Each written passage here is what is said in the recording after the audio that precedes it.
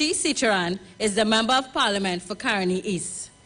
Dr. Sitaran has played an instrumental role in our party's medical clinics, helping hundreds of patriots through Trinidad, while he has supported the work of our party's national youth since 2013.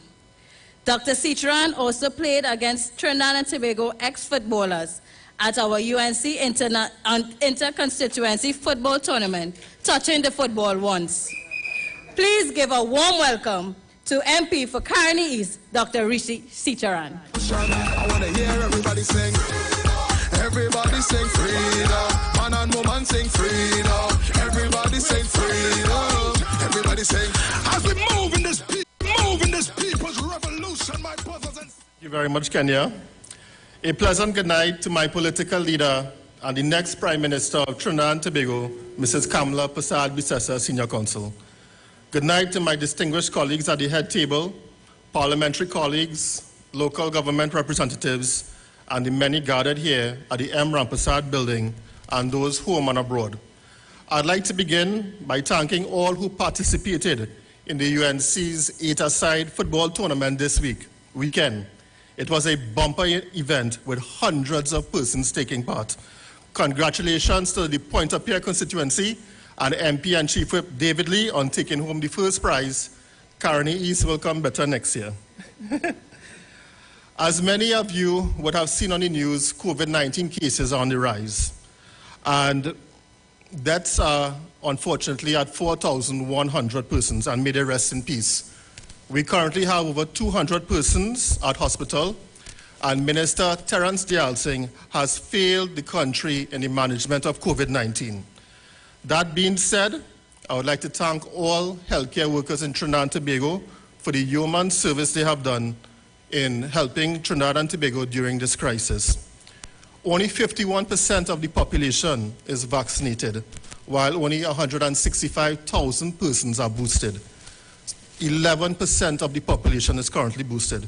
Minister Dayal Singh has failed in educating the public for the need for booster shots in reducing the transmission of the virus and preventing severe disease.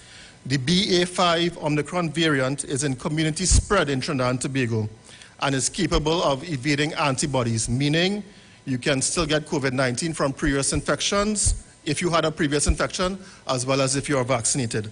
After the primary series of vaccine doses, you are required to get a booster shot 6 months after.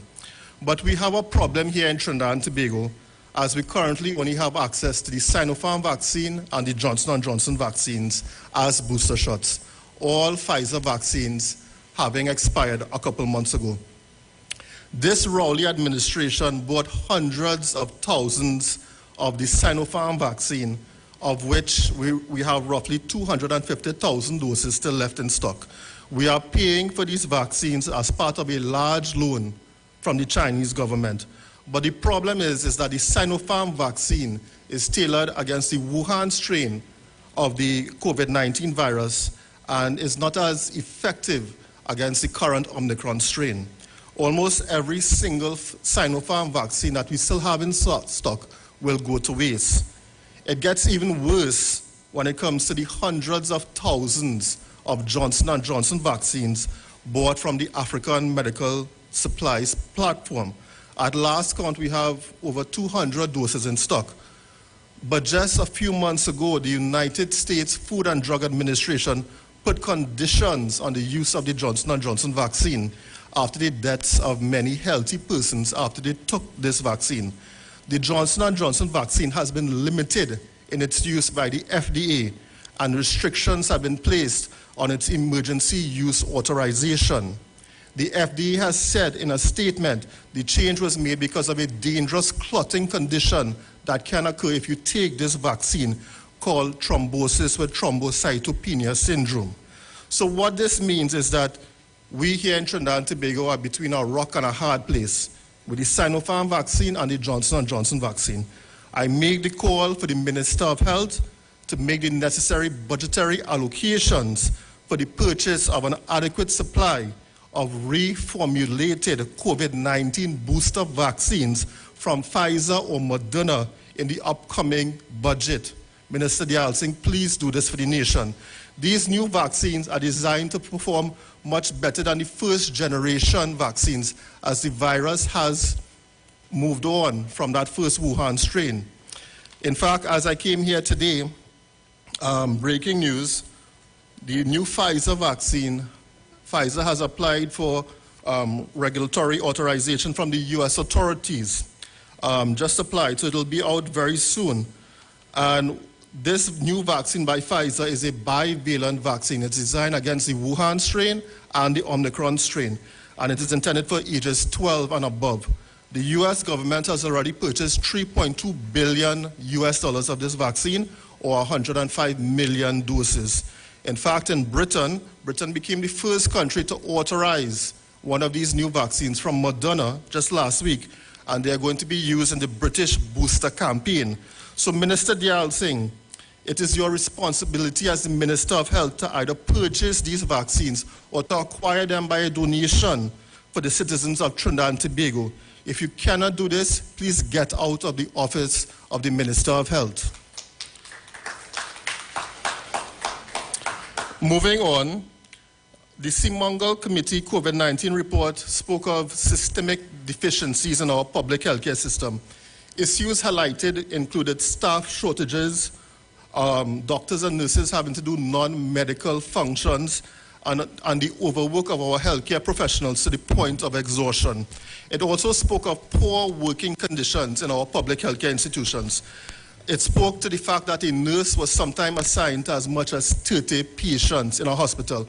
How can a nurse ever look after 30 patients at the same time? But interestingly, this report spoke about the lack of foresight in the procurement of essential COVID-19 drugs during the pandemic.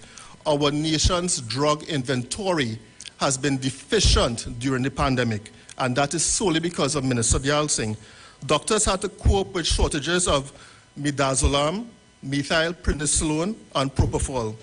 Dexamethasone was used in instances when methylprednisolone was supposed to be used. In fact, a very important immunosuppressive drug was only available 20% of the times that consultants asked for it.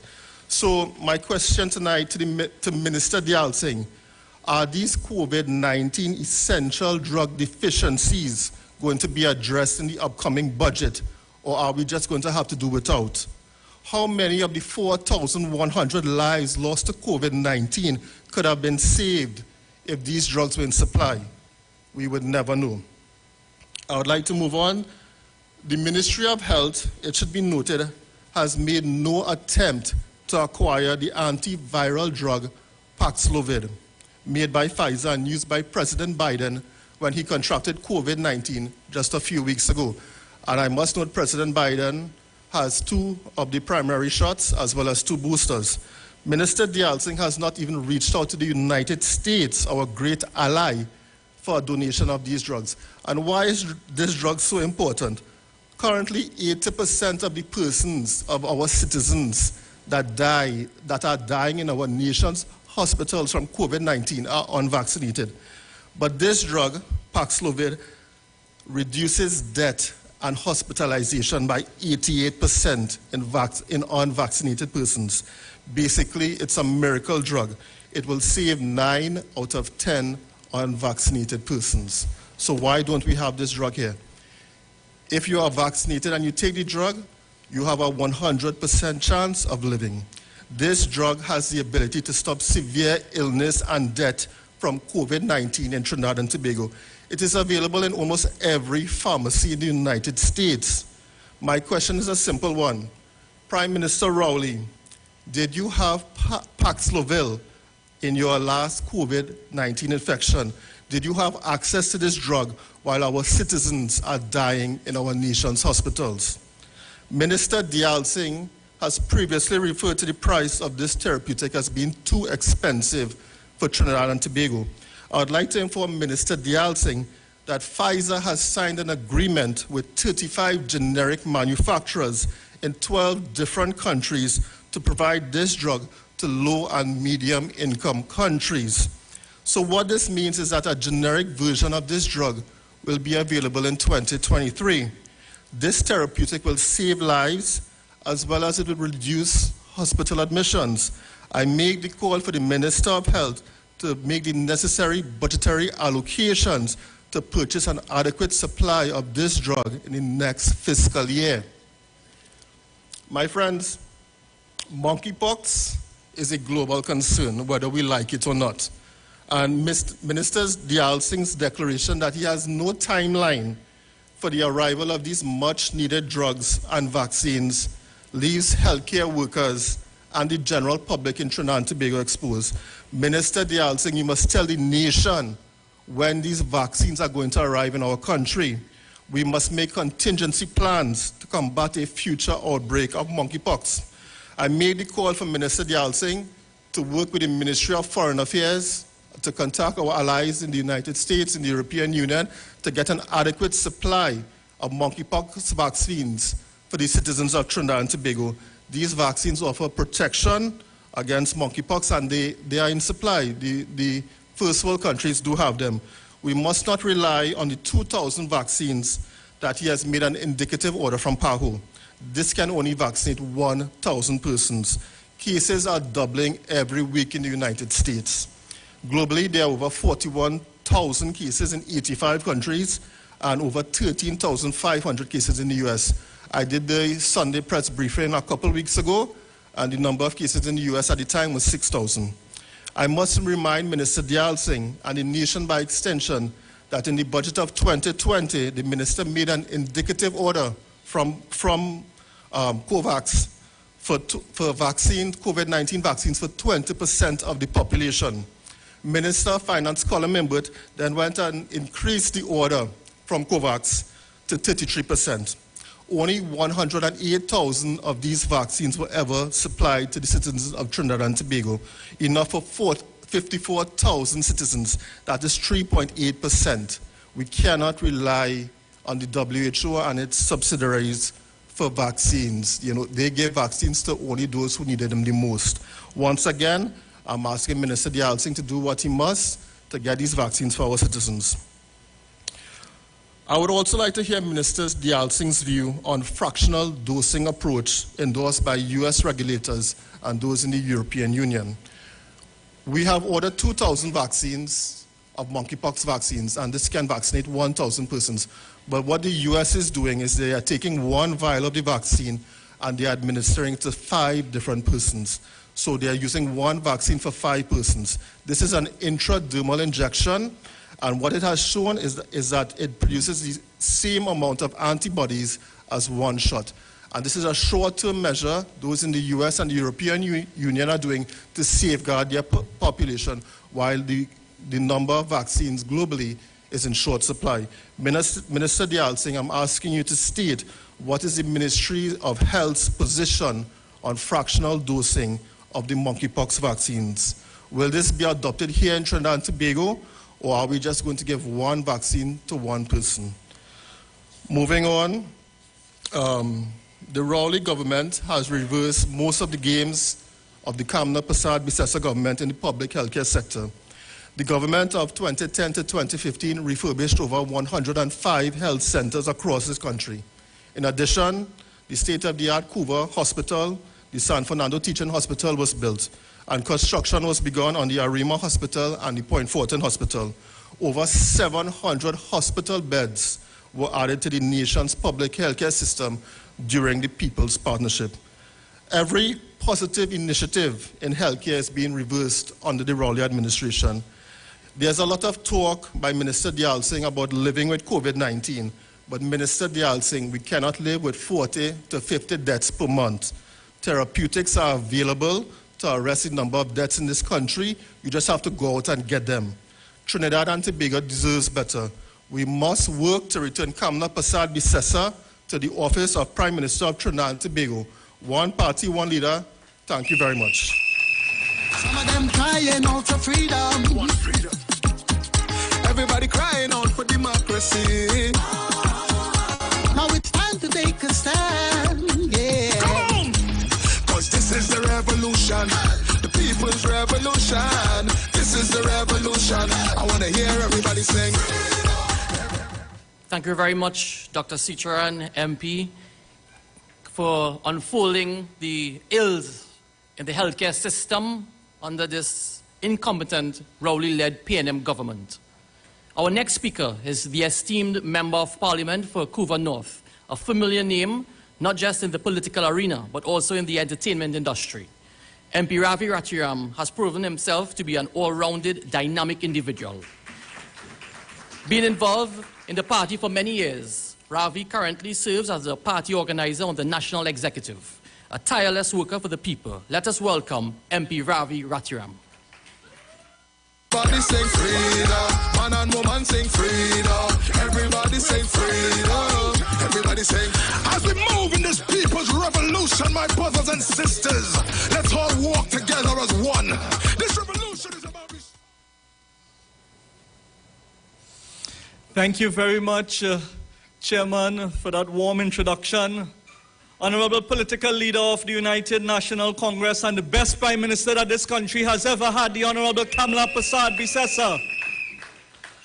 My parliamentary colleagues, fellow speakers on the platform here this evening, members of the local government fraternity, I see the representatives from CTTRC, Councillor Taxi, Councillor Rajbal, Councillor Nadia, Alderwoman Angie Benjamin, Alderman Vinu Sajiwan Maraj, and all others from the CTTRC, brothers and sisters joining us live on the various social media platforms, members of the media, a pleasant good evening to each and every one of you. Brothers and sisters, our country is at a tipping point right now. Our citizens have lost confidence in this government, who have clearly lost their way. Every sector of our society has collapsed, and the Prime Minister has reached to a point where he cannot be trusted, brothers and sisters. Allow me to read to you just one line from Keith Rowley's election manifesto from 2 years ago. This is what he said. Over the last 5 years, we have strengthened and adjusted the economy's capacity to react to adverse shocks and circumstances. We have stabilized and restored self-sustaining growth in the economy, and very importantly, we have created significant employment opportunities. Brothers and sisters, you hear lie? That is lie. Brothers and sisters, everything that Keith Rowley said there is a lie. Every sector of our economy, across the length and breadth of our country, people are facing problems. Our citizens are suffering. Our economy, which was stagnated under this Rowley-led PNM administration, is now contracting, brothers and sisters. More and more citizens continue to lose their job, and unemployment continues to be a major issue affecting our citizens. When we look at the education sector, for example, it has totally collapsed under this Rowley-led PNM administration. From the dismantling of the GATE program, brothers and sisters, to the cutting of scholarship by 75% from 400 to 100 each year, to the biggest educational blunder of all times, the stopping of the laptop distribution to students entering the secondary school system. Just imagine, under this PNM government, 9,000 out of 17,000 students who wrote the SCA exams had earned under 50%. That is typical PNM styling. They will blame everything else and everyone else, but they themselves will never take responsibility for their own incompetence. And this is why I say to you tonight that great is the failure of the PNM, great is their failure, brothers and sisters, and that is why the country is saying, Rowley must go. Do you think for a moment that this would have ever happened under the Prime Minister and the leadership of Mrs. Kamla Prasad-Bisesa? I want to remind you, brothers and sisters, that it is Mrs. Kamla Prasad-Bisesa that ensured that every single child had an opportunity to enter the secondary school system with the abolishment of that dreaded common entrance exam. Brothers and sisters, it is Mrs. Kamla Prasad Bisesa who ensured that every child entering the secondary school system received a laptop. So during this difficult COVID pandemic time that we recently experienced, these children could have enjoyed online learning. We found out through that joint select committee with my sister from Tabaki to MP Anita Haynes that over 46,000 children were deprived of an education here in Trinidad and Tobago, brothers and sisters. When we look at service delivery that comes under public utilities, it is a crying shame for want of a lack of basic maintenance. Imagine 30% of the country lost electricity in an instant just last week as an electricity tower in Grants Road, Rosilac almost collapsed after a landslide. Tonight I want to call out Minister Marvin Gonzalez and ask what is going on with our community water improvement project. Stop playing games with the citizens. Stop fooling the people of this country who deserve a consistent and adequate supply of pipe-borne water. Brothers and sisters, since last year's mid-year review, I questioned Minister Gonzalez about this program and his request for an additional $16 million in funding, which he said was going to improve the water supply to Brickfield and surrounding areas. You all remember that? At last year, October 12th budget, the Standing Finance Committee's meeting, Minister Gonzalez recommitted to this project. Now, as we fast forward this year to the mid-year review that we had on May 13th, when I asked the minister for an update on this program with specific reference to the two earmarked areas within the constituency of Couva North, that area that I represent, which was Brickfield and Apple Settlement in Orangefield, the minister responded, and I quote, "That project is due to commence in 2 to 3 weeks, the Brickfield project," and he said, in verbatim, in the third phase is due to commence in 1 month's time. That was for Apu Settlement. Brothers and sisters, that was in May. Today, my office made inquiries at WASA, and we informed that these projects has not even gone out to tenders yet. Imagine that, PNM style, promises that never materialize. When they speak, brothers and sisters, they cannot be trusted.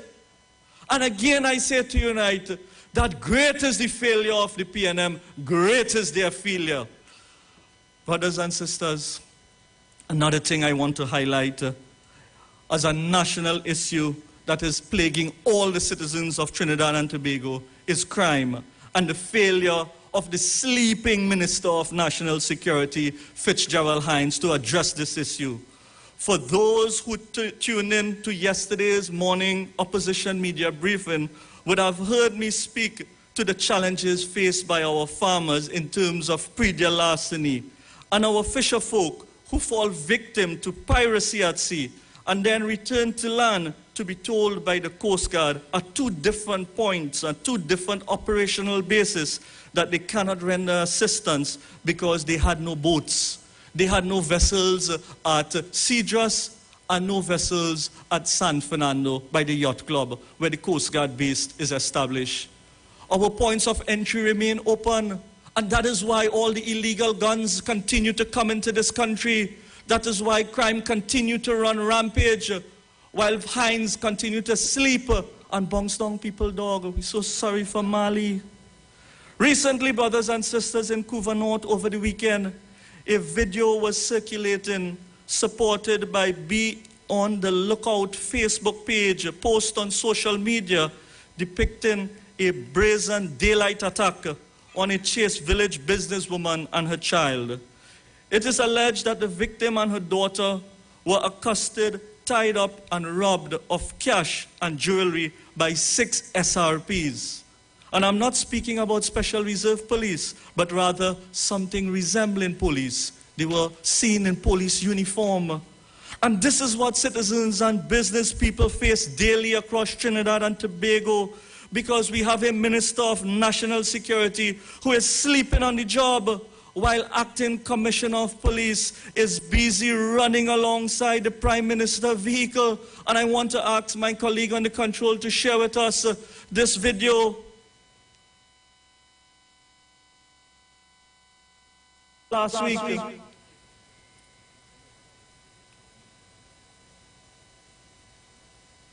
And I want to ask the acting commissioner of police, is that you, sir? Is that you there running behind that vehicle? Is that you running next to Dr. Rowley's vehicle, sir? Maybe the Prime Minister fired one special branch officer, and maybe the Prime Minister's special branch detail is short by one, and maybe the acting commissioner of police had to pick up the slack. I don't know. Tell us, is special branch lacking an officer, and now the commissioner, the acting commissioner of police, have to be running like a political potong behind the Prime Minister's vehicle? While our citizens continue to fall victim of the criminal element in this country, Couva North will not stand by and allow you to get away with that. The UNC, under the leadership of Mrs. Kamala Prasad, will not stand back and allow you to get away with that. Imagine a Minister of National Security totally unaware that his responsibility is to make our citizens safe, brothers and sisters.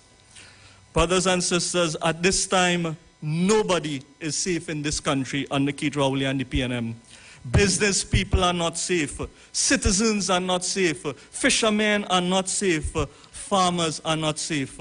Our farmers continue to suffer from neglect of this Rowley-led PNM administration. Tonight, I want to once again state that we in the UNC are proud of all our farmers in TNT, and we congratulate all those who participated in the Agri-Investment Expo over this weekend. While they toil hard and they face the elements, I want to share with you a video of what our farmers have to face on the outside.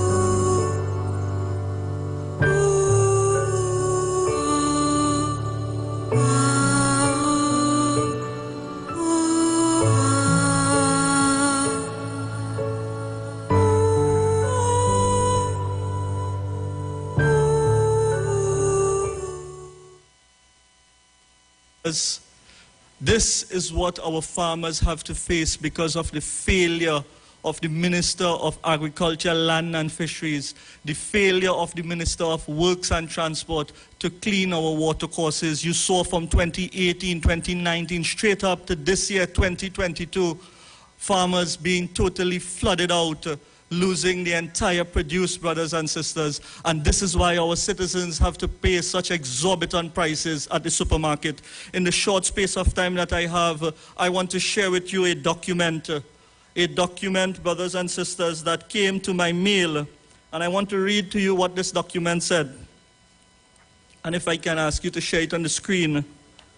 This document bears the letterhead of the Commissioner of State Land, and it is signed off by an acting Commissioner of State Land.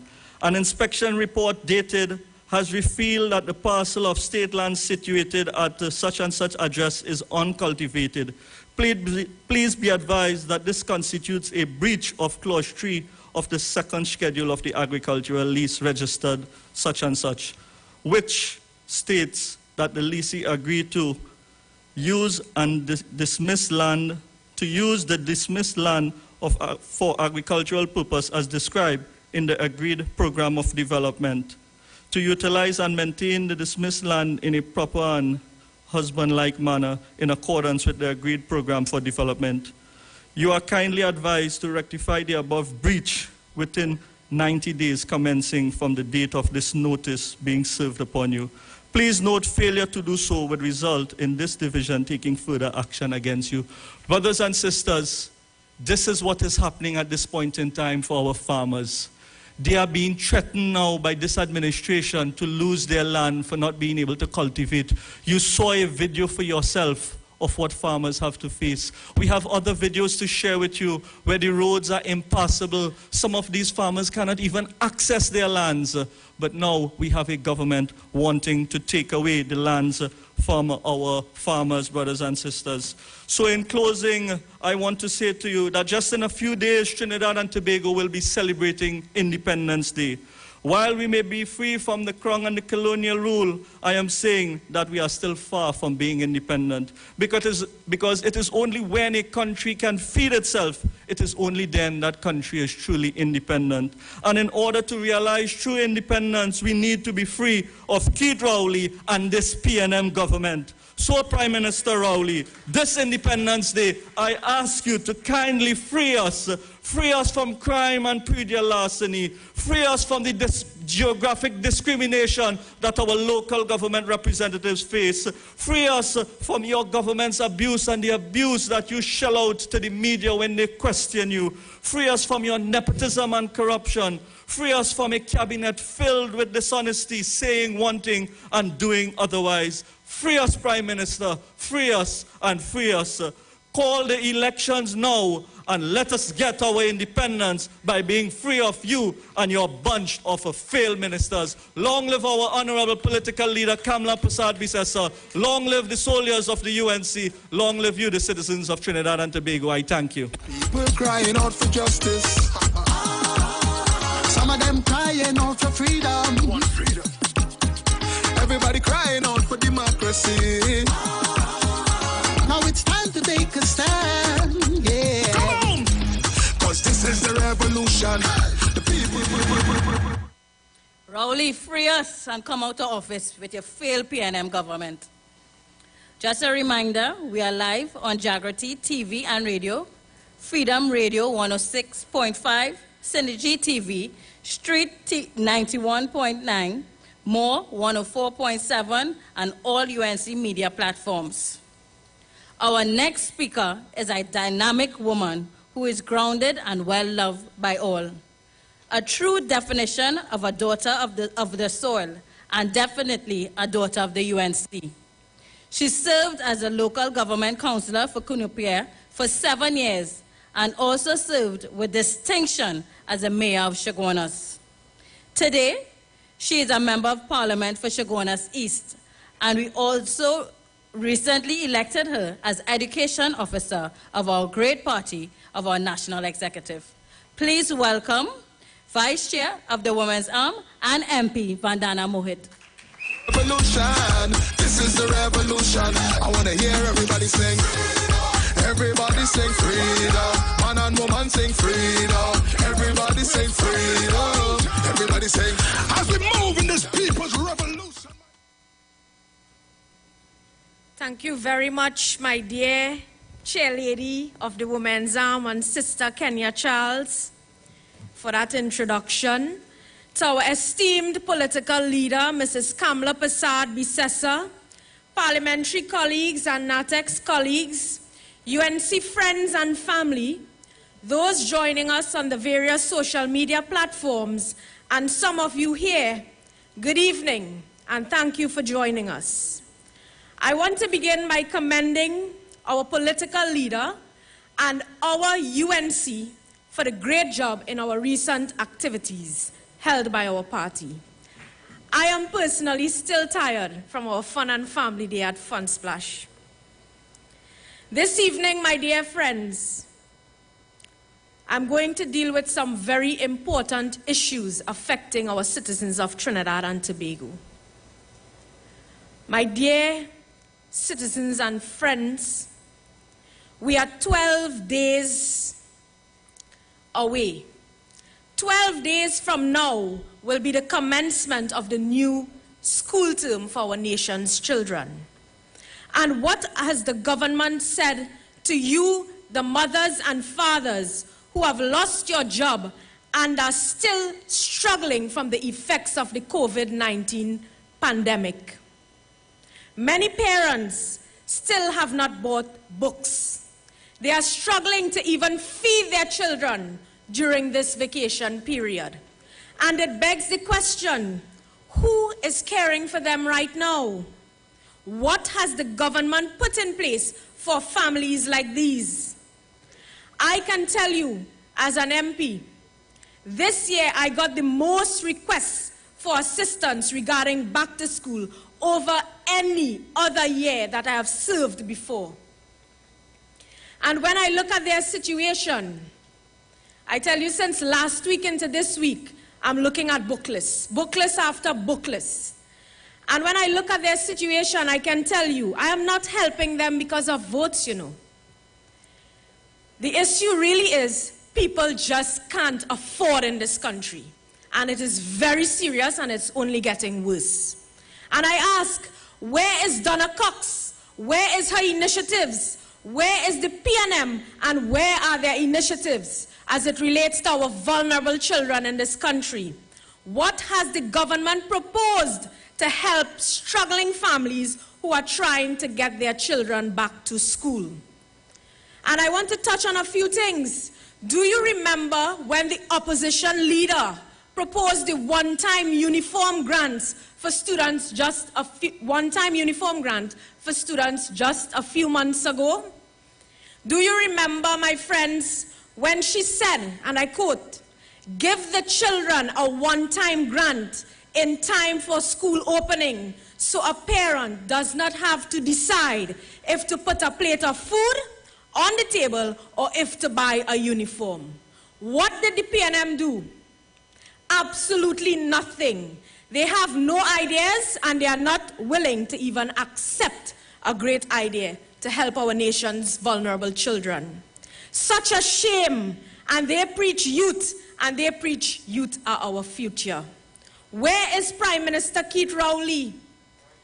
Where is Prime Minister Keith Rowley? On assuming office as Prime Minister, Mrs. Kamla Persad-Bissessar had her ministers busy working. Do you remember when she created the Ministry of the People to specifically treat with the poor and vulnerable in this society? Do you remember that? She ensured that her minister had the following ready and available to those in need.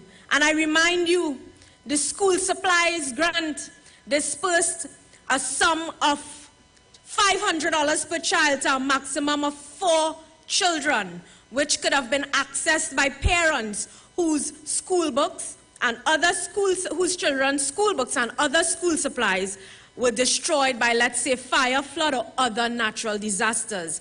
And that was increased to $1,000 when the child is in secondary school, and to $750 when the child, if the child was in primary school.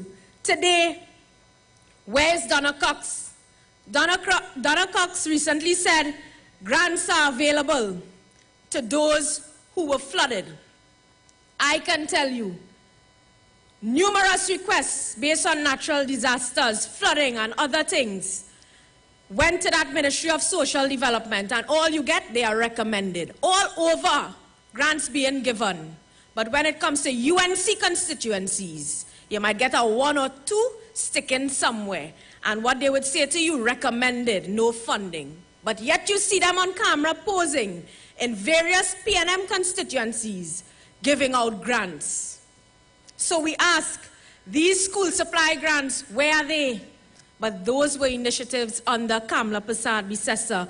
Under Kamla Persad-Bissessar, her minister ensured that we had the education grant, which increased from $300 to $500 per child per month.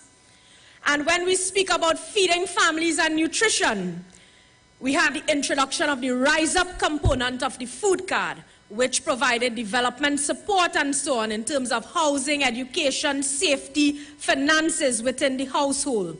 And we had results out of that. The Rise Up Secretariat partnered with other private and public as well as non-governmental organizations to secure employment and skills for clients. And you know what they are doing now? They closed the Rise Up, and now they're trying to steal our program and call it Step Up, because they have not done anything for the vulnerable and those who are relying on the social support system during their tenure. And as it relates to that Rise Up program, trading occurred for more than 800 clients. As it relates to the food card, many Rise Up participants were able to become self-reliant citizens and return their food cards because they were able to then sustain themselves. When we speak about rural communities and those rural communities accessing services, Prime Minister Kamla Persad-Bissessar ensured that her minister had the direct effect program. Do you remember when social services used to come into your community and they had support services at hand to give to those people within the rural communities and make the necessary social interventions? We can never forget these direct impact initiatives. Through this direct impact initiative, under Kamla Persad-Bissessar, the construction of 52 starter homes in several parts of Trinidad and Tobago happened. And in addition to that, unemployed youth were able to access employment through construction activities. So I ask you this evening, have you or people you know who are vulnerable benefited from any of these programs since Keith Rowley became Prime Minister? When Keith Rowley assumed the office of the Prime Minister, the first thing he did was remove the Ministry of the People and Social Development. Do you remember that? Can you recall the removal of the baby grant by Prime Minister Dr. Keith Rowley? That man literally took food away from the mouths of babies in this country. Heartless. Brothers and sisters, we are at a point where serious intervention is needed and support services such as these are most needed. They would shout everywhere, the children and youth are our future. What are they doing to secure the future of our children? Many of our children are faced with situations where they are unsure about tomorrow. The reason why I mentioned those items which Mrs. Bissessar had in place, it's because these programs were designed to provide that needed support within households and by extension dealt with the root cause of problems, allowing our children a better future in this country. Do you think Mrs. Bissessar gave laptops as gifts to our children? No, she gave laptops to prepare our children for a better and more progressive future, and I congratulate her for that. I was so happy when I saw laptops being given to children, because through primary school and secondary school and a few months into my first degree, I had to run and ask the neighbor on the next street to use her computer.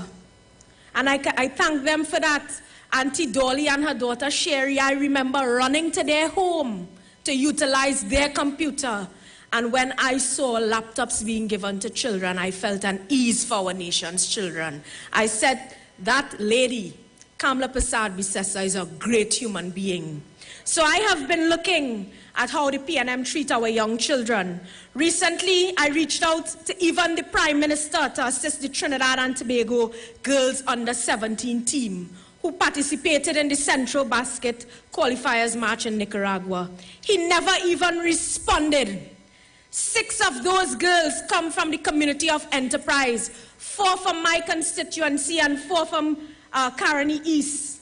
The Prime Minister never responded to date. Shamfa, of course, being Shamfa, had to express views which I believe were very rude to these girls in particular.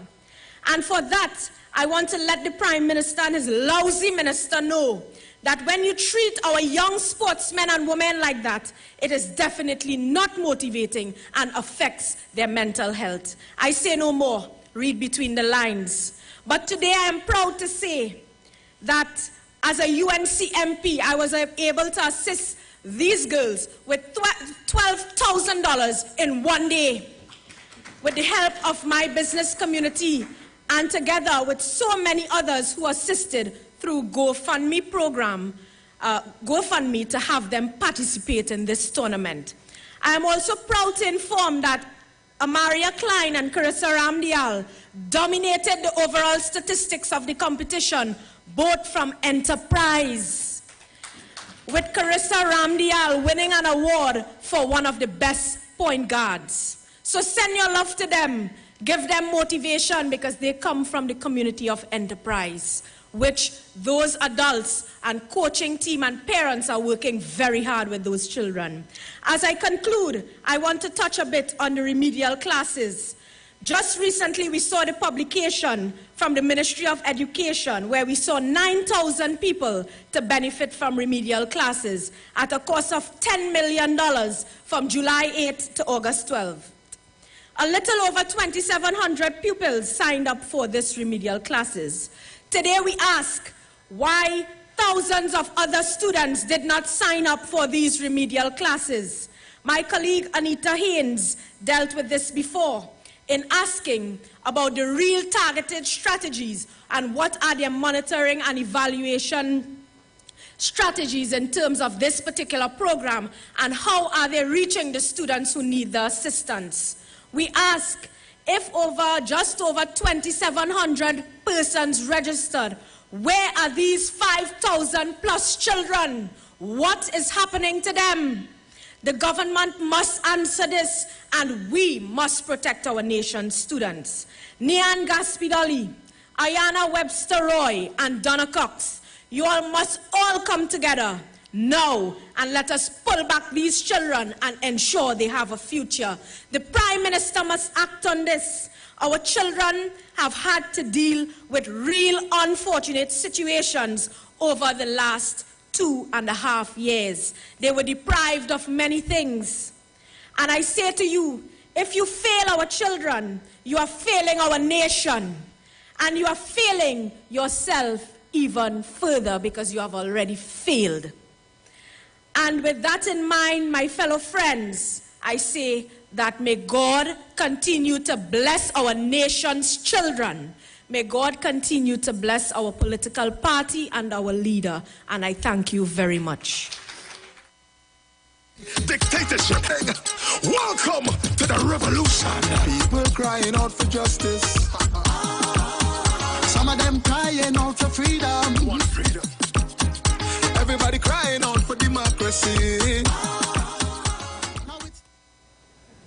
Thank you very much, MP Vanda and Mohit, for highlighting the struggles that our people have to go through in this country and, of course, the struggles of the future, and that is our youths.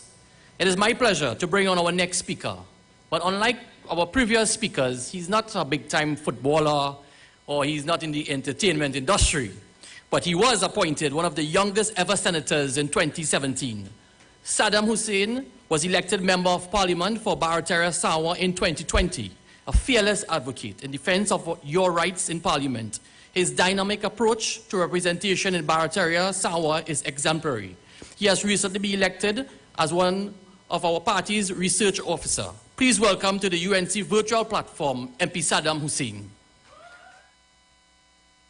Cause this is the revolution, the people's revolution. This is the revolution. I want to hear everybody sing. Good evening, my UNC family. Special good evening to the Honorable Kamala Prasad Bisesa of Senior Council, fellow MPs, local government practitioners, and most importantly, the beautiful people of my constituency of Barataria Sanwan. A warm welcome to the United National Congress Monday Night Platform. And as the MP for Barataria Sanwan, it is my pleasure to address you, this distinguished audience here tonight. And we are on the brink of ushering our 60th independence anniversary of our beloved Trinidad and Tobago. And it should have been a time of reflection where we should have been proud to boast that after 60 years of independence, crime is down, food prices should have been low, the cost of living should be affordable, and a technology-based government system with national unity. But instead, the PNM has given us a runaway crime situation, a population living from paycheck to paycheck, and a divided nation. Some would say that Trinidad and Tobago today is unrecognizable. And last week, two major regional leaders came to Trinidad, President Irfan Ali of Guyana and Prime Minister Mia Mottley of Barbados. And when they spoke, they brought more hope for our people than our own government. We have a lazy prime minister leading an incompetent cabinet. Lazy prime minister. And tonight, I will say that with authority because I will share some of the data with you as it correlates to the crippling incompetence of the PNM government in the year of 2022. And these statistics will shock you, as it has led me to lose even more respect for this Rowley-led administration. Because what the PNM has done over the last 2 years will astound any man or woman. The PNM government has illustrated to the people of Trinidad and Tobago that despite whoever is in charge of that political party, it will bring blight to this nation. Because this government has shown that that they don't care about the people of Trinidad and Tobago. Because we have seen the crime rate is out of control. We have seen our foreign investment and foreign trade diminish to the lowest ever. And we have seen the worst level of infrastructure in Trinidad. We have potholes over potholes over potholes. And the PNM government has proven time and time again that they are totally incapable of leading Trinidad and Tobago. Yet without shame, they orchestrate fables of a utopia that they can create if they are re-elected. And as a proud citizen of this country and a representative of the UNC, I am beyond tired of the PNM's bag of tricks. I am sick of hearing the PNM party spew nonsense about how this country is getting better when indeed things are getting worse. The murder toll in 2021 was 450. 450 of our citizens have died because of murders under this PNM government just in 1 year. And we were under a state of emergency. A state of emergency. The people of Trinidad and Tobago are not going to re-elect a government that skirts across murders, rapes, and robberies. It is time that the PNM government hand over the reign of powers to the United National Congress, a party with promises that materialize plans and performance. That is what we are. Safety. Safety is a right that every citizen should have in this country, despite whoever you are. However, it seems that only the PNM ministers are meant to feel safe, while the rest of the country have to be frightened. It has been 2 years since the Rowley administration won the general election, and the issue of national security has fallen on deaf ears as the crime rate continues to rise just like the price of flour. Every year, billions of dollars are allocated to fund the protective services, yet the murder toll cannot seem to go down. Business operators operate in fear. Homeowners spend thousands on home security systems and or fashion their homes with burglar proofing. The issue of crime to this government is one that they don't take seriously. There's a public outcry now that we want to feel safe. We want to feel safe. People, when they leave this meeting, people right now in their homes are locked up because they are afraid that they are gunned down. That is what we are afraid of. Why is this PNM government not acting? And we have one of the worst Minister of National Security we have ever seen in the history of our country, Fitzgerald Hines. Fitzgerald Hines, you need to go. You have no plan to fight crime. And last night I heard that the Attorney General, the man who went to lie in a US court, started to talk about bail bill again. The same bail bill that the independent senators rejected in the parliament, the same bail bill that the UNC MPs, the senators rejected in the Senate, you want to bring it back? Bail is not the solution. While this bail bill was law, 450 of our citizens died. While this bail bill was law, we lost Andrea Barrett. While this bail bill was law, we lost Ashanti Riley. The bail bill simply does not work. What we need is a working Minister of National Security, a working Commissioner of Police, and a competent Prime Minister. A day will come when this country again will be blessed with a UNC government, because when we were in power, we showed that we had the plans, we had the policies, we had the people, we had the assets in order to make the people feel safe. Because we have brought serious crimes down to the lowest level in over 1 decade when we were in power. because Kamala Persad-Bissessar appointed the right people for the right jobs.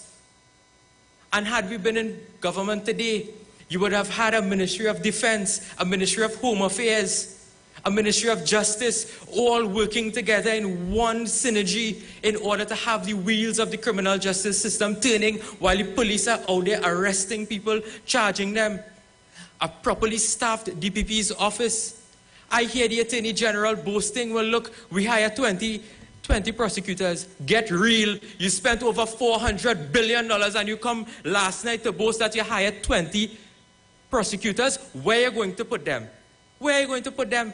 I spent some time at the office of the DPP. I could tell you, in a little cubicle, 3 prosecutors had to share one office space. Where are you going to put them 20 people to sit down on top of one another? You have no space. You're renting a building on Park Street. You're renting Gulf City Mall in San Fernando. You're renting Gulf City Mall in Tobago for the office of the DPP. And up till now, you cannot relocate the offices there. Man, this government is a total waste of time. Fitzgerald Hines, you are a total waste of time. Total waste of time. And then you would need the evidence. You would need evidence to go to court. So, the best evidence sometimes could be video camera footage. Everybody knows, almost every household now has a CCTV camera because, you know, you want to see what is happening around your home. This government has spent millions and millions and millions of dollars on CCTV camera footage. But I want to show you what Minister Hines' response to CCTV camera footage is. So I'll just ask you to look at this video. What's a report on the, well, let me start this way. You would have indicated to us that the CCTV cameras and the management falls under the SSA. And recently you would have reported to this Parliament a certain percentage of cameras that are in fact functional in Trinidad and Tobago. Can you now update us and tell this Parliament how many cameras are functional as compared to those that are non-functional? The last time I looked, the figures that I would have given then, I maintain that today. So but also, I must tell you procedurally, that is not an item in front of us at this committee today. No, the SSA budget covers CCTV cameras because you did tell us that the SSA CCTV cameras are under the management of the SSA. And the information I gave you on the last occasion obtains as far as I'm aware today. Yeah, so basically you're saying, Minister, that there was no work done whatsoever with the CCTV camera infrastructure in Trinidad and Tobago after every single day we have seen gruesome murders in this country.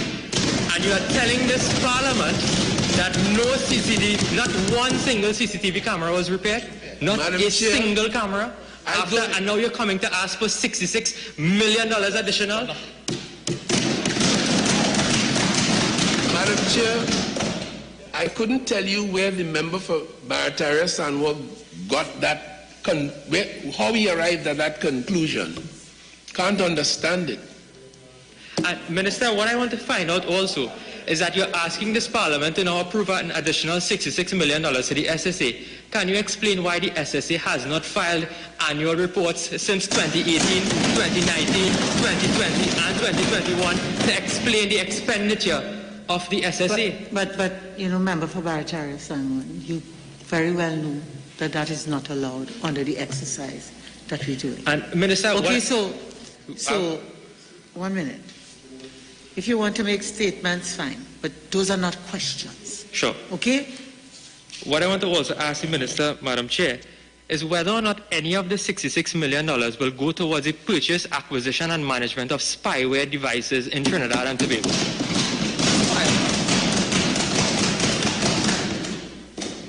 I will treat that foolish, idiotic question with silence.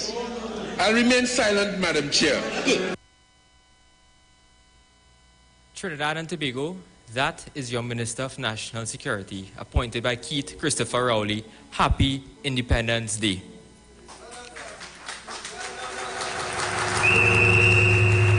If you cut me, you go see blood. And if you squeeze me, you go feel the love. We are one people under the sun. One nation under the law. So who feel the black? Who feel the white? I know But it's set till tomorrow night. Who feel the wrong? Who feel the right? Come and go. And all who feel the too bright, let me jump up. Let me wind up. Party non-stop. Ramage dingo lekete, we come to play mass. Every creed and class, don't let nothing pass. Like a repetitive, all the love inside away. First woman Prime Minister, first woman Attorney General, first woman to chair the Commonwealth of 54 nations, first woman opposition leader.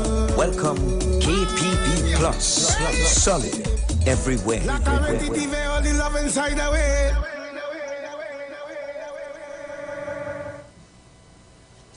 Thank you very much. Good evening to all of you. As we join you here again, let's thank Councillor Derek for helping us to host, and Women's Officer Kenya Charles. Please, let's give them a round of applause. We thank all of you for joining us here in person, and of course all those locked in on this Monday virtual report. I want to thank our colleagues who spoke before me. My colleagues are Vandana Mohit, MP, give a round of applause, MP Saddam, MP Rishi, and MP Ratiram. So we had a great going, a good build-up as we continue to report to you, as we try to do as often as we can. And these meetings are so very vital.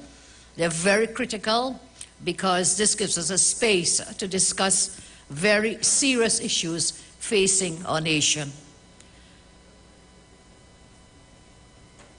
We try to bring the bread and butter issues. I heard Vandana on my way here, a great contribution about the suffering as schools are poised to reopen shortly, and the troubles that parents and children are facing. Dr. Rishi talked to us about the health sector. Of course, MP Ratiram about agriculture and so on, and Saddam, a most worrisome issue dealing with crime. And he said that he played a little clip where the minister said he would be silent, but actually he was talking, saying he would be silent. So he wasn't silent, lies as usual. So he's silent and sleeping on the job. And I do believe, when we look at the stats, I'll share with you again, that Heinz has to go now. We are the most murderous state in our country. Our party has always been and will always be the voice of the common man. We'll forever continue to speak to you on the issues that affect the majority of our citizens. When others fail to speak out and they get more busy attacking the UNC when the UNC is not in government, I think they have their priorities totally disorganized. I see some people stepping out there and the attacks are on the UNC when it should be this government. They are the ones who were voted or not voted to govern. And so we will not be silent, we'll continue to speak out to you. But before I get to some more serious issues, I think I must say thank you to all those who helped us yesterday for our football festival, UNC Festival. Congratulate the sponsors, the organizers. I mean, it was a tremendous event. Those of you probably were not there would have seen the social media. And I want to thank the team who helped put it together. Of course, it's Team UNC. I want to thank the persons who actually participated and all the colors and all the T-shirts and the uniforms. It was a tremendous event. So let's say thanks to all of that. In particular, I want to thank our General Secretary, Peter Kanhai, DJ Tank again, yes. And of course, the entire effort was led by our MP, Arnold Ram. So let's give Arnold and his team a round of applause. Senator Roberts, MP Sicharan, MP Amin, Women's Officer Kenya Charles. There's one shot I think will be one photo. That is the most outstanding photo of the entire festival, the football festival. That is with Kenya with her legs up in the air and her head back. I think we should post that picture like the #1 picture of the football game. As you know, Kenya has been a national women's football player for TNT, and she demonstrated that yesterday, as did so many others. I want to also thank Nicholas Morris and Angie Benjamin, always there on the sides, in the front, helping, and to all the teams who participated. But, you know, Team UNC, many teams we have, subcommittees that help. Some help more in some events, some help less. And I have to congratulate Team Pointe-a-Pierre. Yes. See, we have some Pointe-a-Pierre people here tonight. They were brilliant in their play, as with so many other teams. It was a nail-biting finish with Mayaro coming a very close, tight second. So let's give Mayaro a heads up as well. 3 goals to 2, brilliant. And the third place winner, of course, Diego Martin Notice, I believe. Let's give them a round of applause. I want to thank Mr. Anil Maraj of Sultan Drinks, one of our major sponsors. Let's give it up, one of the major sponsors for yesterday's event. And let's take a moment, let's look at a short video of yesterday's events. I'm a happy place in my life, and it can't change. No way. And I just come out here to do right. So whether day or night, I will never, ever change. I'm a happiness everywhere I go. I'm a happiness, never, ever change. Thank you. Just a short clip of what happened yesterday. And of course, MP Khadija was also brilliant on the actual. You know what? I was also very impressed with Tahaka. Now, Tahaka wears glasses. But yesterday, we had an exhibition game with some of our former national players. Let's thank that team as well, our national players who participated. And then there was a team with some MPs and some also ran. So there was a team of UNC, so it was Team UNC and the national players, and Tahaka got the job of being the goalkeeper. Now, I'm told the day before, because the tournament was Saturday and Sunday, I was told the day before that he got some damage. But yesterday he was absolutely brilliant. So the national players, they were brilliant, but they were only able to score 1 goal against our pick-up UNC side for that game. And it was Tahaka who blocked. So I'm saying he doesn't wear glasses. He wears glasses, but when he was goalkeeping, he was not wearing the glasses. So I asked him after, I said, Tahaka, how did you do that? He said, don't worry, boss. When it's coming close, I can see. It's when it's far away. And it came close and he was able to stop it. So thanks so much to all. Now, that football tournament festival was part of a series of events we have been having over this month of the parliamentary recess, the month of August. We started off with the cricket competition hosted by the constituency of my own constituency, Siparia, and some guys there were very helpful. I want to thank in particular Keston and his team, and Usha and her team for making that cricket event a successful one. That was then followed by our Emancipation Day celebrations, and then we had the football event, and we'll have others. And how could I forget that family day? It was a great, great family day, brilliant. So we've had all these in the month of August, as we had the just before August and during August, during the parliamentary recess. And you'll say, well, where's the UNC having all these sports days and family days and so on? The answer is a very simple one. A family that prays together stays together. And a family that plays together also stays together. And that gives us the bonding and the camaraderie, to be shared with each other. So it's not just standing here on virtual reports and raising serious issues. We also have that bonding and working together. And for those of you who have missed out, we have more to come. We will launch a series of, I'm told it's called an All-Fours League. Am I correct? Is that a proper word? A competition throughout the country, again, to create that bonding and sharing and spending time together.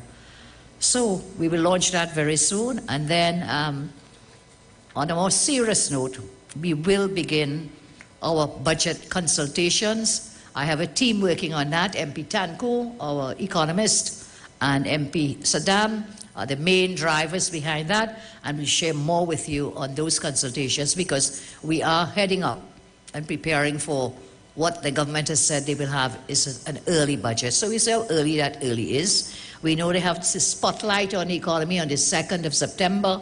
And of course, we will be ready to answer all the lies that they'll be coming with, and I'll share some more of that with you.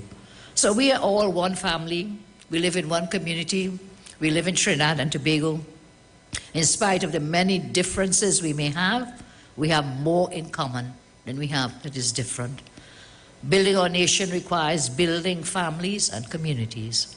So I want to encourage all of you, no matter where you are, to get actively involved in your neighborhoods, to get actively involved in your communities, help to organize an event, a sport tournament, culture, any event that will bring people together in a way that is kind, sharing, and helpful. So in your own communities, as we are doing and trying to spread throughout the country, I ask each of you in your own communities, get involved, do something, help your community.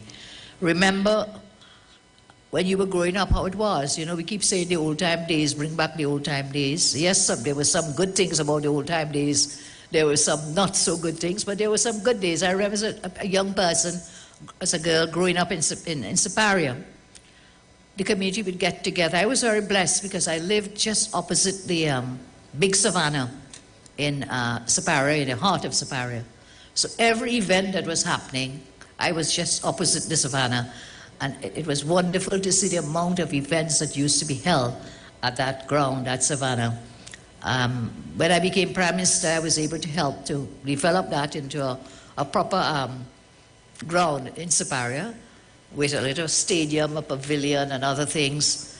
And we trusted more events is taking place there.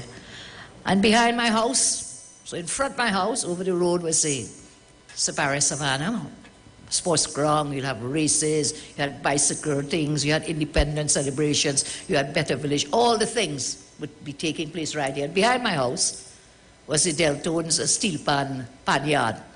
So it was a great mix, you know. I think I was a very blessed person to grow up in a place like Siparia, to grow up in a place, Trinidad and Tobago, because whilst we have that diversity, we have also sharing, as I say, so much that we all have in common.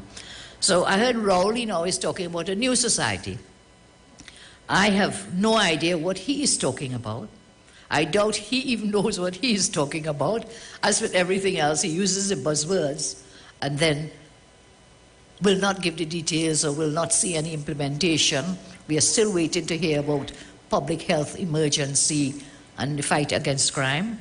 So if by new society, Raul, means one where families are struggling to pay bills, where pensioners are struggling to buy food, where young people want to migrate because there are no new opportunities for them, well, Raul, mission accomplished. If that's the new society you are talking about, you appear to be making your own new society.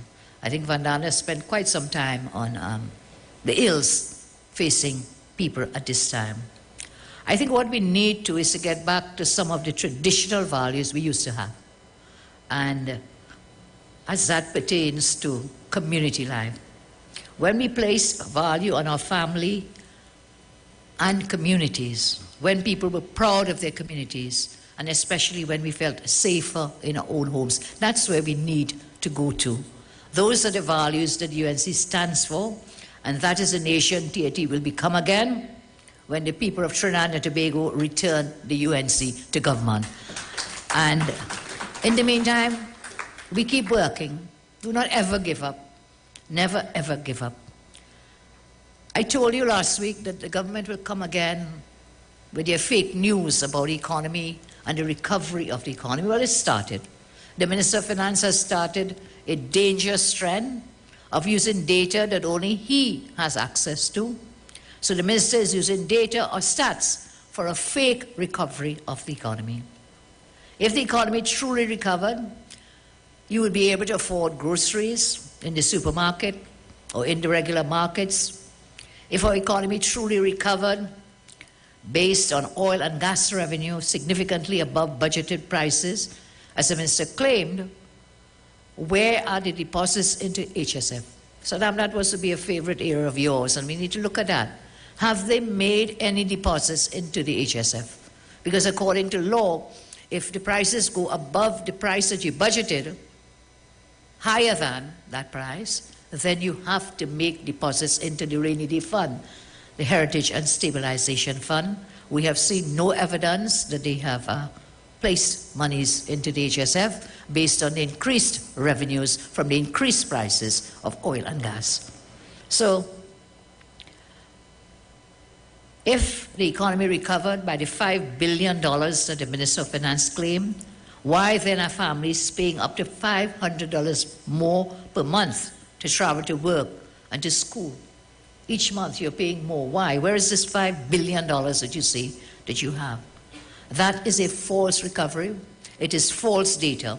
So let's look at the true numbers as put out by the central bank, because we cannot trust the Minister of Finance and his interpretation. I told you last week, and I repeat it again, the famous book, How to Lie with Statistics, and that is a fake recovery that the Minister of Finance is using data that only he has access to. So I will look at the central bank data that is available. Now, the main measure of growth in an economy, or an economy doing well, is what is called GDP. I told you that last week and I repeat it again, gross domestic product. You will see that our GDP, which measures the total output of the economy, and if you see the trend that this shows, and you'll see the table there up on the screen, has declined in the 7 years that this government has been in office. We do not subscribe to the economy according to Iwer.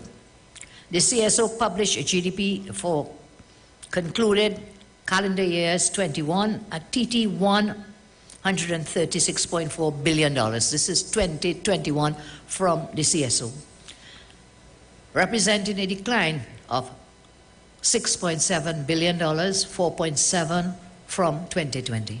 And that table will show you that when the base year 2012, when we were in office, GDP was at $165.7 billion.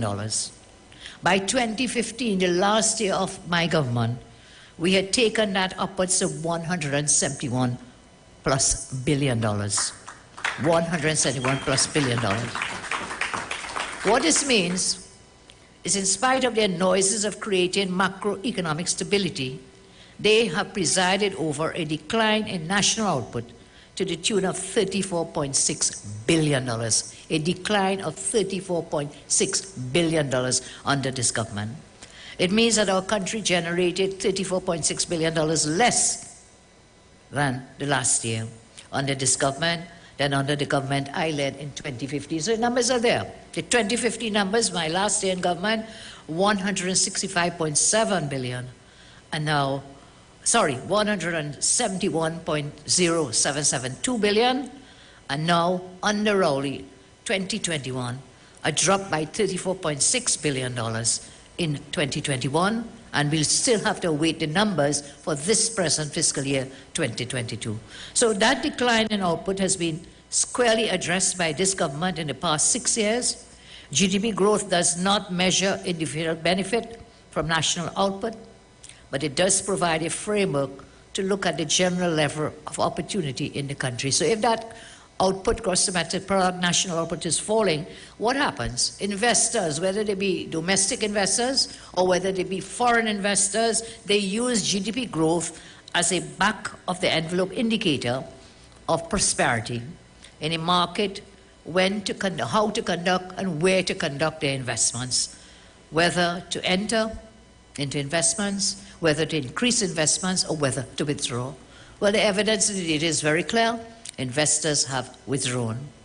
The data shows that the economy has regressed by 7.4% in 2020, and disputed talk of the Minister of Finance further 4.7% in calendar 2021. I say we await 2022. So the economy is severely contracted, and yet you have this Minister of Finance who will stand up and boast each time he speaks about recovery, about growth, when the data is very clear that he is far, far away from anywhere near the truth.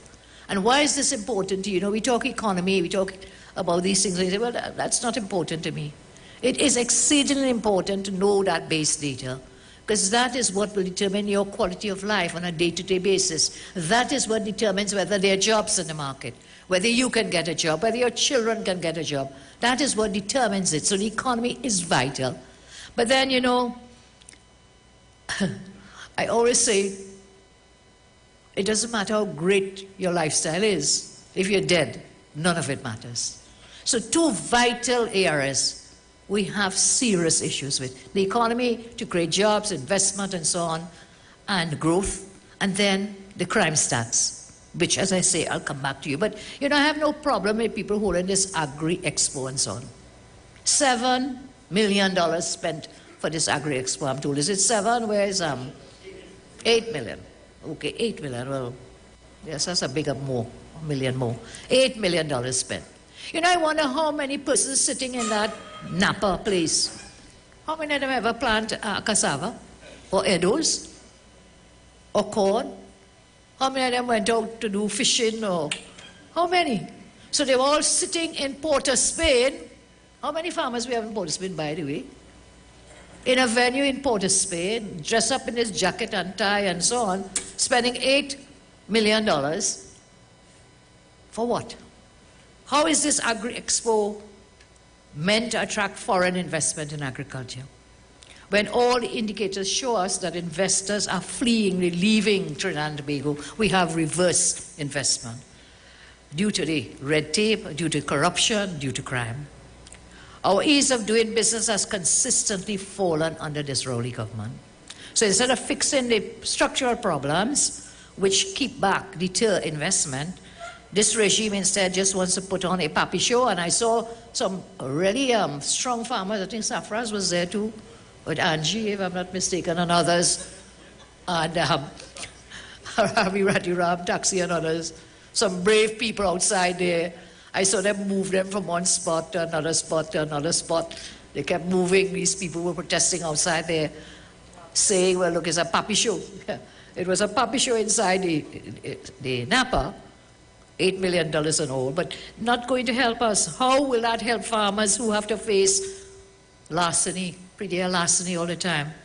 How have they helped any farmers who struggle with the high costs of fertilizer, feed, chemicals, and so on? Nothing. So a talk shop sitting inside there. And let's wait and see what happens. We have so many of these pappy shows, talk shops, a lot of big talk, and then no implementation, so we'll wait to see. Look at how the fishermen of our country are left completely on their own to fend for themselves out at sea, facing pirates, murderers, thieves, traffickers. What help do we have for them? How has the PNA helped any of these real farmers with real issues facing them? They have offered nothing but lip service in some cases, and in others they neglect completely the plight of farmers and fishermen. I wonder if you all remember when Rowley himself said we didn't have enough land here for agriculture. When I called for us to invest more in agriculture, Rowley said we don't have land. Today's man is the biggest mouth talking about agriculture. Look at the clip here on the video, please. Because it's easy to pronounce. Big word, but pronounce it very easy. Agriculture. Meaning what? Peasant agriculture, like most of our parents have been familiar with, or agriculture that's commercial, or agriculture that's of an international scale. Well, for a start, we have no land space in this country to get involved in agriculture, to get the... In his own words, we have no land space to get involved in agriculture.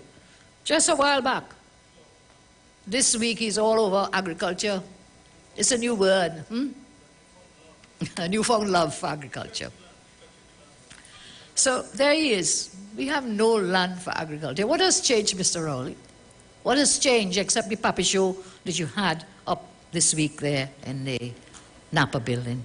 Since January 2021, I have been asking that we prepare for a looming food crisis. I warned, 20 months ago that we must prepare for food crisis. 20 months later, everyone's shouting about food crisis now. The UNC was ahead of everyone, warning our country. I want to show the article up on the screen, please.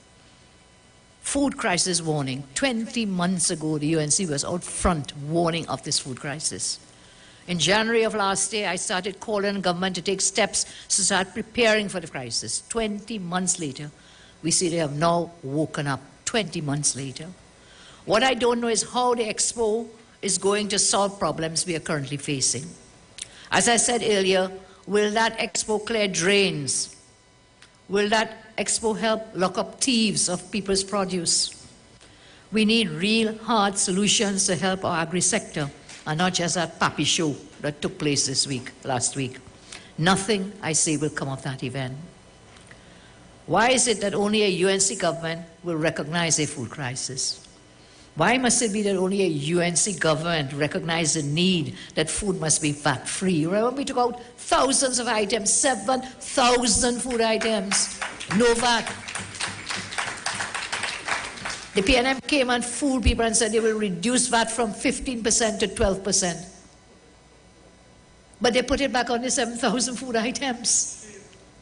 And that's what they did. So when you look at their estimated revenues, even though they were saying they're going to take it down to 12%, they were still estimating the same amount to be collected from VAT because it was a lie, it was a sham, it was a fake news to feed to the population to vote for them. What I don't know is I say, how will the expo help? Why is it then 20 months ago when we started this narrative about food crisis, calling for steps, nothing happened? And therefore, my friends, we have to say, they must call that election now. They must call election now. Time for talk is done. Now, every year in the budget, MPs, you all remember, they kept saying they're giving $500 million to the agricultural sector. Every time it's on the books, yes? $500 million. Up to today, not a cent out of that has been given. And they will continue to come back in this budget shortly to lie again. To lie again. I have to spend a little moment here on a very tragic incident that happened. The very tragic death of 7-year-old Hope. Hope. A tragic murder of this 7-year-old child. As a mother, grandmother, you are fathers, grandfathers, brothers, yes? Sisters. The death of this innocent child and other innocent children strikes deeply in our hearts. There's so many facets of this story that are so heartbreaking. First, little Hope lived with her mother in what appears to be very, very difficult circumstances. Getting by, a little shack, no water, no electricity. Hope's mother, I am told, I've read this in the newspapers, suffers from mental illness, that she also spent time institutionalized. The Sunday editorial described this story as a textbook, and I quote, a textbook case of how people in desperate need of help fall through the cracks with tragic consequences, end of quote. So how is it possible that even after Hope's mother was institutionalized with serious mental illness, no arm of our social services detected the dangerous situation in which little Hope existed? How come? No arm of our social institutions or governmental institutions. This tragedy demands an urgent and immediate procedural audit of the workings of the Ministry of Social Development and especially the Children's Authority. We are told that the perpetrator of that heinous crime has been identified. However, it is clear that institutions meant to guard and safeguard children like Hope and work in their interests failed. Those institutions must be held to account. Otherwise, strategies such as these will occur again, and that is completely unacceptable. Many of us have become immune to the daily accounts of horrific killings and violence plaguing our country. It wasn't that long ago that thousands of us took a symbolic stand against the violence of a young woman with the candlelight vigils. I think Saddam mentioned the loss of, and God rest her soul, Andrea and others across the nation. Ashanti Riley, Andrea Barrett. And sadly, this government arrogantly ignored the cries from those vigils. They continue to fail in ensuring attention is given to curbing the now out-of-control crime rate. Recently, you all remember, there was this big uproar, national uproar, when the Judith Jones report exposed the horrific abuse occurring in our children's homes. And again, what has happened? Has anything happened since then? Committee set up for implementation of recommendations out of that Judith Jones report. No action to date has been taken by government. And they will come to you to cry The only action they took was to drag up the Sabri report 30 years ago, to take blame off themselves, to go back 30 years when you had Justice Jones' report before you. You held it for months before you even laid it and brought it to the public attention. And after you did that, you set up some committee, a task force or something. Up to today, nothing, Ayanna, nothing, Rowley. That is under your ministry, Prime Minister Rowley and Ayanna Webster-Roy. What has happened with that report? Nothing. Just shifting blame always from themselves, whilst our people, our young people, continue to die in horrendous circumstances. That ruse backfired, to go back that 30-year report and so on, because it made mention of members of PNM pedophile ring, PNM pedophile ring, PNM pedophile ring. That report had talked about it. And so when they went back 30 years, that became the news again. And we are told that that still exists. Abusing children in state care. Today, the government has yet to take any action in protecting valuable and vulnerable children under state care. In fact, Rowley's appointee to the Children's Authority, Nicola Harvey Mitchell, remains always silent on everything. And so perhaps we should ask her to attend our next family day. Then maybe the media might feel compelled to ask some questions. Where are you, Nicola? What are you saying? What does the family unit have to say? What does the Children's Authority have to say? Whilst our children are being murdered, abused, and terrified, where are you? So there is now a whole lost generation under Rowley. An entire lost generation under this government. The expression that the Express used in the editorial that I quoted for you to describe the murder of young Hope, may her soul rest in peace. We pray for her. Those words are so tragic. They are so tragic when they said she fell through the cracks. She fell through the cracks. Many of you are so desensitized when it comes to crime, but I want to ask you all here tonight, do you all want to live in a country where 7-year-old children are left to simply fall through the cracks? Is that the kind of country we want for ourselves? For children, for grandchildren, where children, women, young men, they fall through the cracks? Is that what it is? Is it that when they die, when they're murdered, what is happening? You're falling through the cracks. Is that how we see it? Where's our care? Where's our love? And where's our hope? Because that hope has gone too. A nation stands by and allows innocent children to fall through the cracks. Is that a nation that is indeed a nation? Or is that a totally failed nation and failed state? The government is simply standing by, doing nothing as children like Hope fall through the cracks.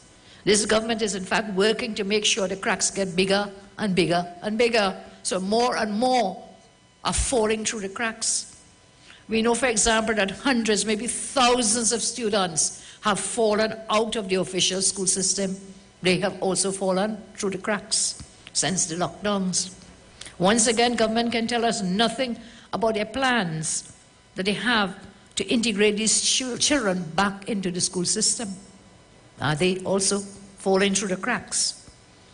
They appear, as I say, to let more and more children fall through the cracks. Again, I repeat my call for migrant children. They are falling through the cracks too. And we say, oh, it's foreigners. We don't care about them. That could be your child or mine in another country.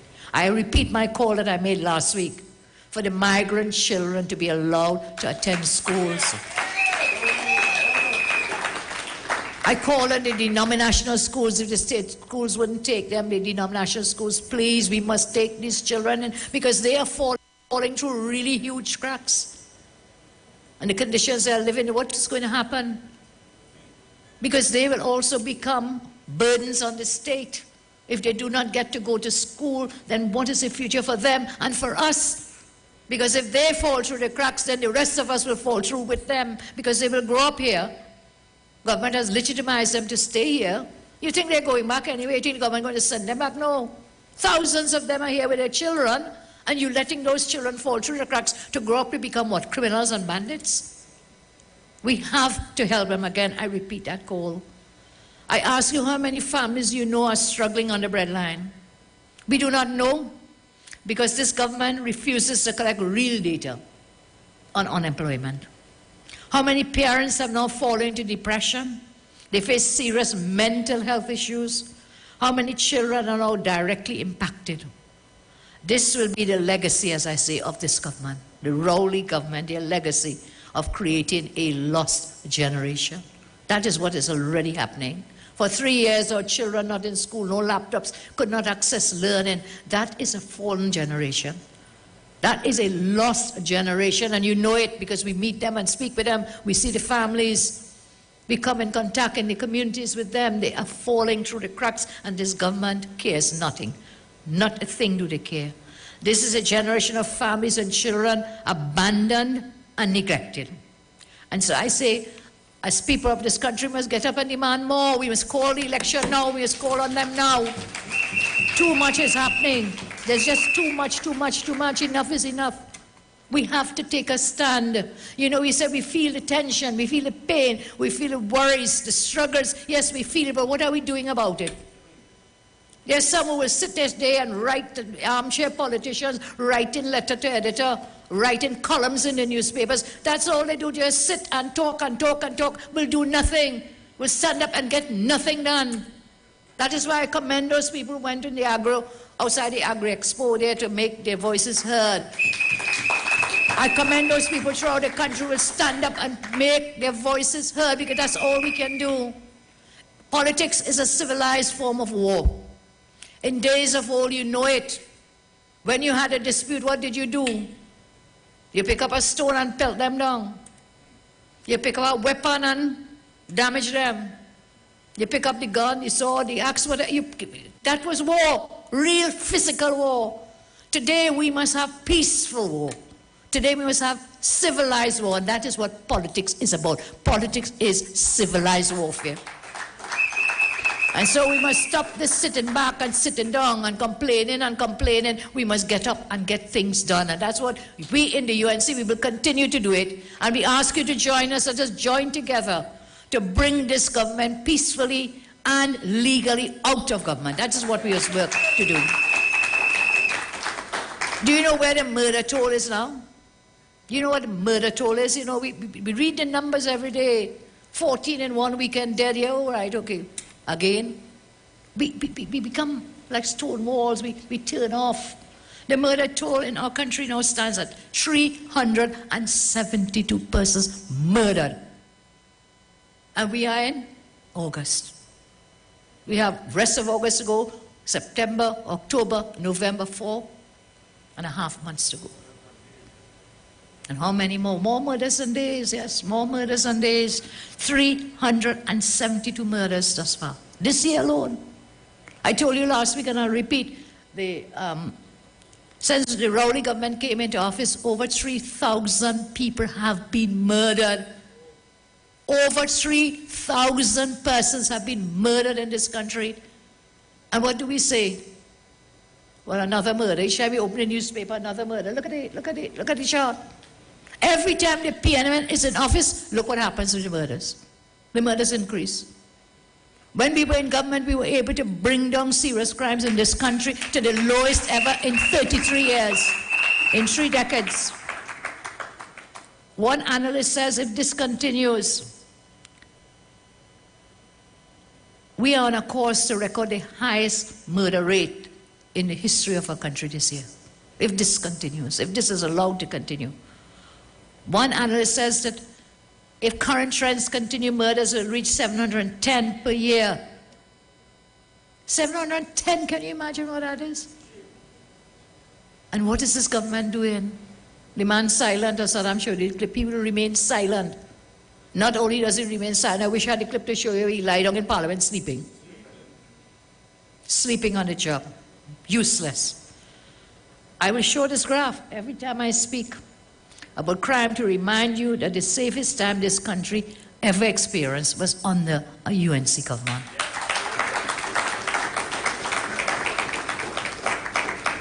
And what is a big plan to deal with the crime? Well, we're still waiting on this, what is it, public health plan that they had to deal with crime. And Mr. Jacobs, with due respect, sir, how making the officers wear this uniform, old-time uniform, is going to help fight crime. How? Mr. Jacob says, you know, we're going to change the uniform. I don't know why. He says they spend more money to go back and buy the old uniforms. Well, they might as well put them back in the short pants. You remember those days? Any of you young like me to remember the days when the police officers would be walking in short pants? I mean, what does it matter? How is that going to help this horrific crime rate that we have in the country? How will that solve murders, the killings that have become the norm under this government? And so I say, it doesn't matter how many times the uniform change, it will be the same khaki pants. We'll be back in the same khaki pants. Which is to say, literally and figuratively, yes. It's the same khaki pants and the murder rate continues to rise. We see that Hines has been reduced to marching for peace. Marching for peace. Last time he marched somewhere, they kicked water on him, you all remember that? They wet him down, as Ian Allen would say. Imagine the one man with the power to fix crime is marching instead of doing what we paid him to do. Hines was marching against himself, basically. That's what he was doing. It's easy to march anyway when you have a security detail falling behind you. So he marched with his whole detail marching behind him. Right now, hundreds of thousands of citizens are afraid to walk the streets, even in their own neighborhoods. And they're afraid even in their own houses, in their own households. Hines, if you want to march, resign. Go now, Hines. Just go, just go, just go. Then you could march wherever you march out. Just go, Hines, go. Look at your record. 711 persons murdered since he became minister. Under his watch, November last year, 69 murders was the most murderous month in the history of Trinidad and Tobago. November last year, and we're heading back there again. He has been condemned by the Prison Officers Association, 2nd Division officers. They say he's a waste of time and one who should be immediately fired. Our lifeguards have lost confidence in his leadership. They have said publicly, and I quote, he doesn't have a clue what's going on with the lifeguard service. He plays politics with people's lives on the beach. There's the lifeguards who fall under him. Immigration officers have demonstrated he's not up to the task of supporting their efforts and leading them. During 12th, 13th, and 14th August, there were 14 murders on the Hines, followed by 6 murders on Monday and 5 murders on Tuesday of the week. That is your record, Hines. And you are still sitting in your office collecting $50,000 a month. For what? Look at this headline. Front page of the Express. Do we have it? Do you agree? Yes. Hines must resign. Yes. Hines must resign. Hines must resign. And the refusal of the Prime Minister to fire him tells us something. It means that the Prime Minister doesn't even care. Everyone is telling Hines must go, saying, looking at his record, what is the Prime Minister saying? Well, he's silent too, is he not? He's also silent. When crime is out of control, you have a Prime Minister who has nothing to say except to come and talk about public health emergency. I think the only public health emergency we have in the country is Rowley himself and his government. That is a public health emergency we have, and they must go. They must all go. And then we see them, they interfere in every institution. They interfere in every institution in our country against the law, contrary to our Constitution, contrary to the separation of powers doctrine that has governed us and governed democracies like ours. It is well documented how this regime has launched an unprecedented assault on every independent institution in our country and on our Constitution. They have attacked and assaulted the EBC, you all remember that. They have attacked and assaulted the Police Service Commission, you remember that. They have attacked and assaulted the Central Bank. And they have turned their guns now on the judiciary. When you see the judiciary goes in a country, then all law and order goes, all things fall apart. Everything will fall apart. The center will never hold when you start to interfere in the judiciary. Our Constitution is the supreme law of our land, but the judiciary is the guardian of that Constitution.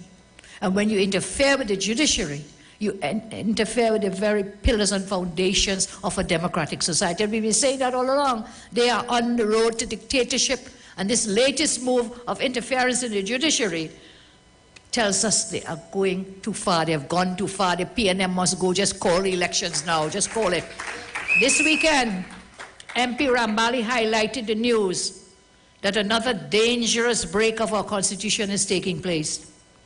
Early in August, the Criminal Bar Association put forward a proposal that 60 prisoners be released to commemorate our 60-year anniversary of independence. Since that proposal, there was not a single word from the government, from the Attorney General, from Rowley, from any of them, if they were considering that proposal. Now, lo and behold, thanks to anonymous sources, it is revealed that staff members within the judiciary have been instructed to help with a mercy committee. Help with a mercy committee. In fact, we now know that since August 8, 13 judicial research councils, together with the registrar's office, have been going through court documents and compiling a list of persons they think eligible to be pardoned. We have also learned that this process has been halted due to persons contracting COVID, so they had to pause for a cause. It was only when MP Rambali issued a call for clarity on the issue that the judiciary sent out an unsigned press release confirming everything. This is a flagrant violation of the law. This is not how constitutional pardons operate in our democracy. The PNM cannot entrust members of the judiciary on whom should be pardoned. This is total madness. This is total dictatorship. I say thank God for UNC's virtual report, because it's only due to the UNC that the nation learns of what is being done in secret. The law when it comes to the Mercy Committee is crystal clear. Crystal clear. The power of pardon is governed by the conjoint effects of sections 87, 88, and 89 of our Constitution. They provide in those sections for the President of the Republic to act on the advice of a minister designated by the President, acting in accordance with the advice of the Prime Minister, and you have an advisory committee called the Mercy Committee to advise the minister on the exercise of this power. And so you cannot take officers in the judiciary to do this job. There's a constitutional process that must be followed. You cannot interfere in the workings of a constitutional mercy committee, an advisory committee, a mercy committee to operate. That structure has been provided for in the Constitution. Again, I say you have no part in interfering or calling upon the judiciary to do this job for you. This government is completely out of control. They have destroyed, as I said, the Police Service Commission, the integrity of the EBC, destroyed the independence of the central bank, and now judiciary of Trinidad and Tobago. The judiciary too must come clean with the people of TNT and tell us who that official is, who asked them to use their officers to compile this list. Was it the same official who sabotaged the Police Service Commission at the President's house? Was it Rowley himself who was given this instruction to the judiciary? And if that is so, then this is a total shameless, out-of-control government, total dictatorship of a government. So as I close tonight, I want to tell you, wherever the right is, we will be there. We will do what is right to all manner of men and women in our country. And so, remember, we must never, ever give up. I need to make a few announcements for you. Remember again, the deadline for nominations for constituency executive elections, 26 August 2022. For local government councillors, the deadline for nominations, 2nd September 2022. Aldermen, deadline for nominations or applications, 2nd September 2022. Youth Arm elections, deadline nominations, 9th September 2022. Women's Arm elections, deadline for nominations, 9th September 2022. I ask you to look out for Tasarama this Saturday, have some fun. The finals will be at Fun Splash Saturday, 27th August. So please go and have some fun and enjoy the culture of the Tasarama. Our public budget consultations are as follows. Week 1, Thursday, 25th August 2022. Chaguanas Borough Corporation and Vancouver Talparo Corporation will post the links. Is this what is in Visit Saddam and Tanko? I saw him somewhere. MP Tanko, is it a virtual or is it a public consultation venue? It will be held this first one, Thursday, 25th August 2022 at the Chaguanas Borough Hall. Saturday, 27th August 2022, conjoint Princestown Regional Corporation and Mayaro Regional Corporation. Venue, please. To be announced, so keep checking our social media posts. Week 2, Thursday, 1st September, Samuel Laventil and Diego Martin and Port of Spain Corporations. And Saturday, 3rd September 2022, Sani Grande Corporation. So we'll post these up on our sites and venues will be shared with you. So once again, I tell you, whenever the night is at the darkest hour, always remember that the sun is just about to shine through. After every dark night, the sun always rises again. The Express headline describing the tragic events of the past weekend as a killing of hope. But please remember, we must never, ever give up hope. This wicked regime can do all manner of crimes to us, but we must never let them break our spirit. Never, ever lose hope, and never, ever give up. We will fight with our last breaths for you in the UNC and outside of the UNC. And as I always say, you have had leaders before me. You will always have leaders after me, but you will never, ever have a leader who loves you as much as I do. Thank you, and God bless you all. Thank you very much. Yeah. If you cut me, you go see blood.